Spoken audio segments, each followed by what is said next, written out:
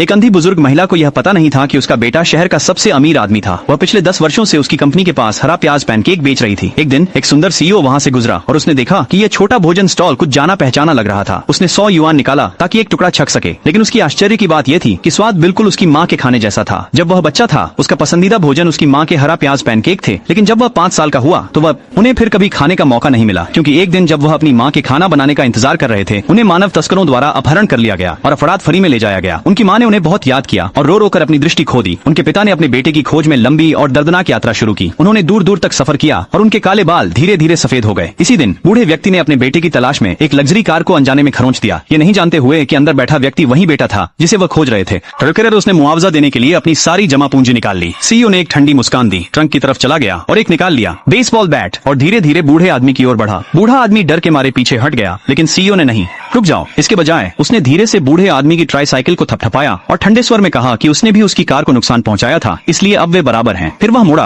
और चला गया। अनजाने में वह एक निर्माण स्थल पर जा पहुंचा जहां लंच बॉक्स बेचे जा रहे थे। उसे अचानक एक अजीब सी परिचित भावना हुई, बिना यह जाने कि यही वह जगह थी जहां उसकी माँ का फूड स्टैंड था जब उसे लिया गया था। उसने एक प्याज का पैनकेक ऑर्डर किया और उसके साथ बैठा ही था जब एक गुंडों का समूह परेशानी करने पहुंचा। पता चला कि ये गुंडे साइट की ध्वस्तीकरण का काम संभाल रहे थे, लेकिन वे कितना भी प्रस्ताव दें महिला इनकार कर दिया, क्योंकि यह वही जगह थी जहां से उसका बेटा ले जाया गया था। उसे डर था कि वह एक दिन लौट सकता है और उसे नहीं पाएगा। गुंडों ने अपना धैर्य खो दिया और चीजों को तोड़ना शुरू कर दिया। महिला उनकी उत्पीड़न सहन नहीं कर सकी तो उसने एक गुंडे की बांह पकड़ ली और उससे रुकने की विनती की, लेकिन फिर उसने उसकी बांह पर एक टैटू महसूस किया। वह तुरंत भावुक हो गई और चिल्लाई कि यह गुंडा उसका बेटा है, क्योंकि उसे याद आया कि उसके बेटे के हाथ पर उसी जगह पर एक जन्म चिन्ह था। गुंडा अविश्वास में उसका उपहास करता और कहने लगा कि वह झूठी कहानियां बना रही है, वो उसकी माँ होने के लायक नहीं थी। जैसे ही वह उसे मारने वाला था उसके आदमियों में से एक ने उसे रोका और उसके कान में एक नीच विचार फुसफुसाया। फिर उसने उसकी परीक्षा लेते हुए पूछा क्या वह वास्तव में उसका बेटा है। उसकी पुष्टि मिलने के बाद उसने तुरंत कहा कि वह संपत्ति का कागज लाए और घर उसके नाम कर दे। महिला खुशी से अभिभूत हो गई और हर चीज के लिए सहमत हो गई, इसलिए उसने अपनी गोद ली हुई बेटी को कागजात लाने के लिए भेज दिया। लड़की ने उसे ऐसा करने से रोकने की कोशिश की, कहा कि यह आदमी धोखेबाज है और उसके असली बेटे जैसा कुछ नहीं है, लेकिन महिला ने सुनने से इनकार कर दिया, इसलिए बेटी के पास कागजात लाने के अलावा कोई विकल्प नहीं था। इसके बाद गुंडे को पता चला कि लड़की गोद ली गई थी और उसने बुरे विचार सोचना शुरू कर दिया। उसने फिर महिला को सुझाव दिया कि वह अपनी गोद ली हुई बेटी की शादी उससे कर दे, ये कहते हुए कि यह उसके पालन पोषण का बदला होगा, लेकिन महिला ने दृढ़ता से जवाब दिया कि यह उसका निर्णय नहीं था। उस समय सीईओ को अचानक याद आया कि उसके हाथ पर भी एक जन्म चिन्ह था। उसने फिर से लंच बॉक्स पर लापता व्यक्ति के पोस्टर को देखा और अंततः समझ गया कि यह महिला वास्तव में उसकी असली माँ हो सकती है, इसलिए उसने कदम बढ़ाकर गुंडे का रास्ता रोक लिया।